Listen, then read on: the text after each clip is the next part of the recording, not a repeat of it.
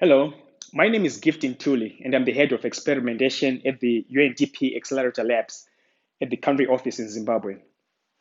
Today, I'm going to show you how we can use data analysis and visualization to inform policymakers to make better decisions and in the process, end up accelerating the 2030 goals. On a daily basis, we're always collecting data, whether through the way we're interacting with each other or the way we use our technology. But what's important is that, as highlighted in the UNDP digital strategy, it's important for UNDP and its partner agencies to find ways to query these data sets using various technologies and try to gain insights that tell us how society works, and by doing so, try to end global poverty. And this is exactly what we're again trying to accomplish at UNDP Zimbabwe. What we're looking at here is a picture of Mbiataro. Mbiataro is a 63-year-old vendor in the CBD of Harare. And I took these pictures 2 weeks back when she'd actually just come from one of her trips to Mbare, Mbare being one of the large markets in Zimbabwe. At Mbare, she buys a variety of products for reselling in the CBD. And as you can see here, some of her favorites are cabbages. We have some mealies, some tomatoes, and some bananas. And these are all produce that she knows that they're going to sell on a daily basis. For Mbiataro, though, she is one of the thousands, if not hundreds of thousands of vendors who represent the last mile delivery in a complex and highly informal supply chains. And these supply chains, as we're looking at here, is we're trying to simplify it. And it consists of a variety of people operating at different levels. So we just try to quickly go through it so that you get an understanding. We have our subsistence farmers who are being represented as red circles on this map. And let's say the subsistence farmer is growing cabbage. So once she grows a cabbage, she's able to work with transporters to take this cabbage to markets around cities in Zimbabwe. At the markets, we have our middlemen who come and buy this cabbage from her. Then it's up to the middlemen to sell that cabbage to people like Beataru, who are the last mile delivery people, and they go around the city or different neighborhoods distributing this cabbage. So now, the problem here is that Beataru is at the bottom of this highly informal and complex supply chains. And as UNDP Zimbabwe, our question is, what kind of vulnerabilities is she exposed to, given that she's operating at the end of this informal and complex machine? What kind of factors can we derive through data to understand how do we know that she's able to go home with enough to feed her family, or she's able to go home and just be on an empty stomach? And that's exactly what we sought to do as the Accelerator Lab in Zimbabwe. We looked at eight market produce that we put in a food basket, and we picked these eight because we knew that these were the 8 farm produce that people are most likely to buy on a daily basis. And by analyzing them, we can get a sentiment of how the market is performing in Zimbabwe.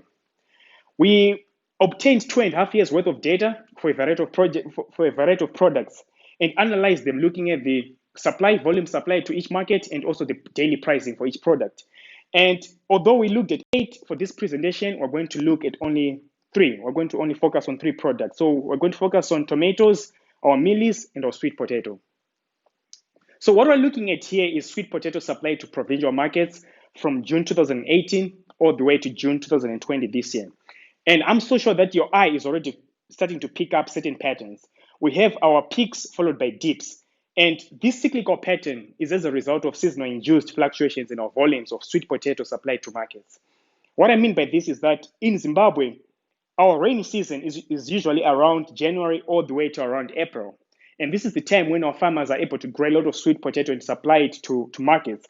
And there's so much sweet potato that even beyond that, we can still see all these peaks. But however, as the weather changes, as the seasons move, then we have these dips in supply where there isn't as much produce. And it's interesting to note that we saw this pattern in also other produces.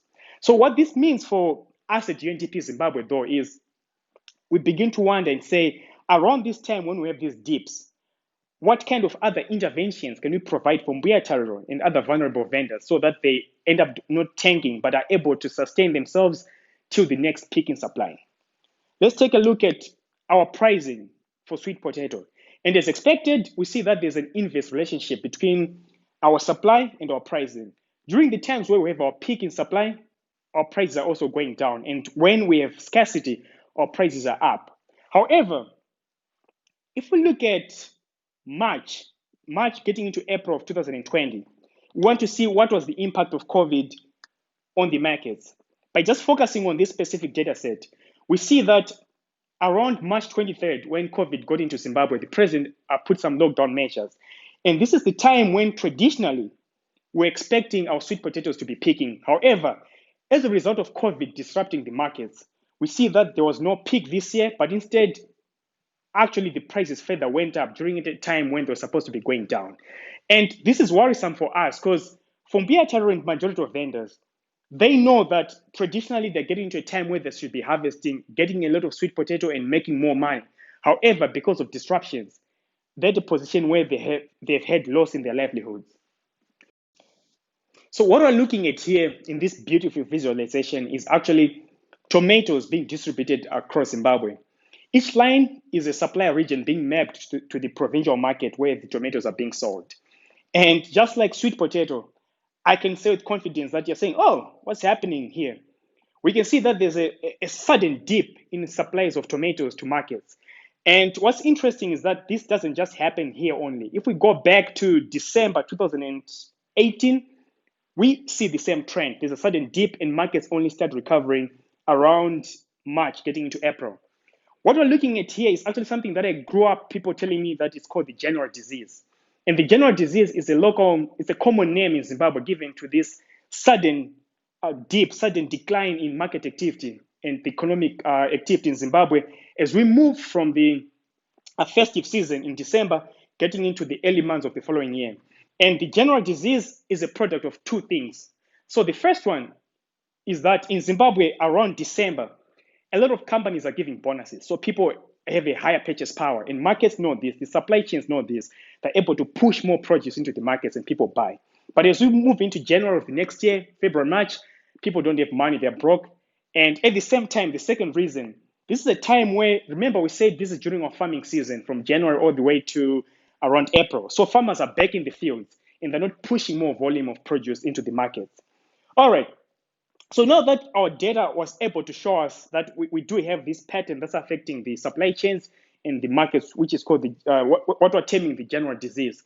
Our question then at UNDP Zimbabwe was, what has been the impact of COVID on the general disease, on this phenomenon that we know that happens every December getting to January? And here we're looking at tomatoes year over year being supplied to markets around all Zimbabwe, and we're looking at 2018, 2019, and 2020. What we saw was that for 2018 and 2019, yes, we did have the general disease happening. So we do have our peak in December, followed by this drastic dip. But thank God, around March, our markets recover as people are starting to harvest more produce and people's purchase power is improving. However, because of the lockdown measures that were announced in March in 2020, we see that we have our dip as expected. Instead of the markets recovering in March, nothing happens. And this decline continues even till today. So already we're starting to see that there's this gap in which is loss in revenue that's occurring in markets as a result of the COVID impact on supply chains. So we went a step further. We were saying, can we actually calculate the loss in revenue per market? And to do this, we came up with something that we call the gross product for each the gross product for each item that was in our food basket. And in this case, we're going to look at tomato product.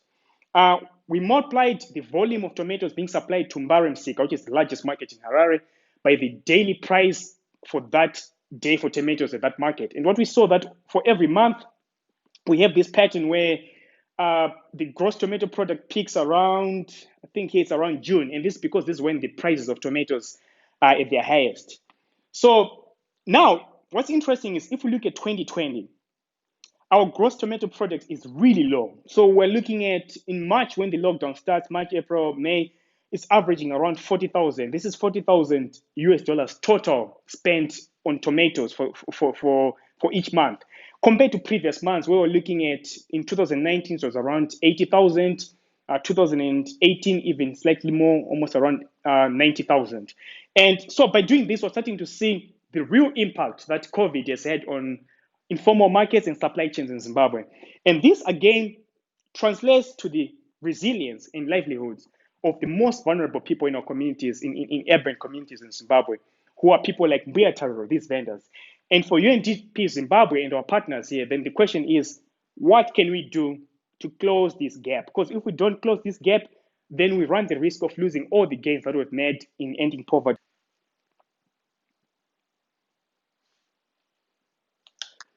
All right, so let's move on to our last product that we analyzed, which is mealies.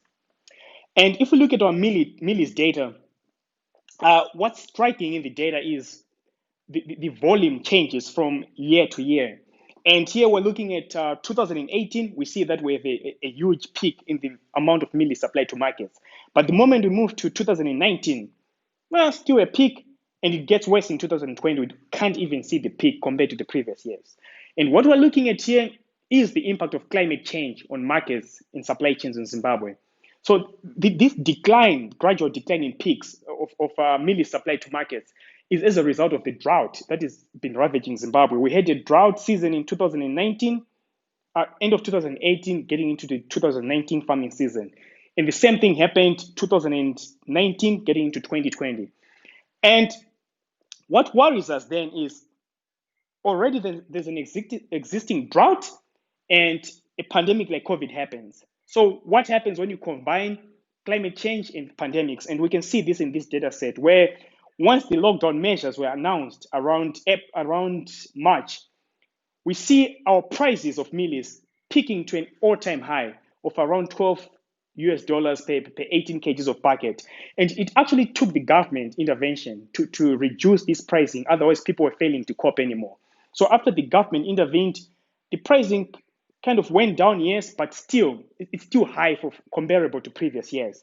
And this again worries us as UNDP Zimbabwe because we're realizing that although there's already climate change and drought in Zimbabwe, if this is combined with a pandemic like COVID, then it becomes worse. And really, we run again the risk of losing all the gains that we've made in previous years to attain the SDGs in Zimbabwe. So again, UNDP Zimbabwe and our partners, we have to look at these data sets and ask ourselves, what kind of interventions, what kind of safety nets can we release during times like this to make sure that we protect our people?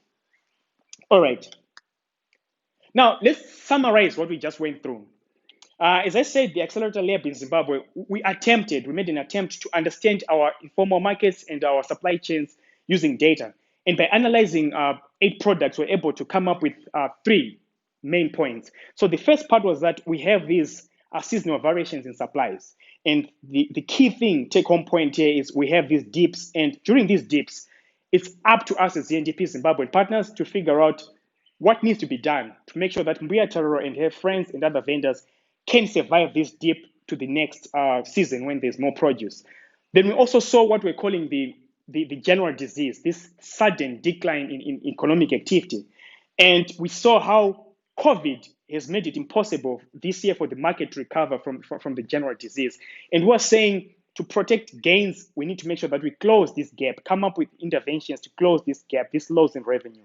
And last, equally important, we're looking at the impact of climate change on markets in Zimbabwe, using maize as an example. And we're seeing that there was already an existing drought for 2 years, and then COVID came and things got worse. So again, something needs to be done. Now that we demonstrated to you how we're able to use data analysis and visualizations to query and understand some of the factors affecting our supply chains and informal markets, and how they in turn affect the resilience of Mbuya and their friends, I invite you to visit our website and learn more about some of the interventions already trying to implement in our communities to make sure that we reduce that loss in revenue as a result of COVID, and also make sure that in coming years, our markets are able to perform better against the factors that we highlighted in this presentation. 2 quick things I want to bring to attention. We're working with partner agencies and UNDP agencies to strengthen our supply chains using data so that they are more responsive to supply demand trends. And we're also saying post-COVID, can we have markets that are able to have more people and also be gender sensitive?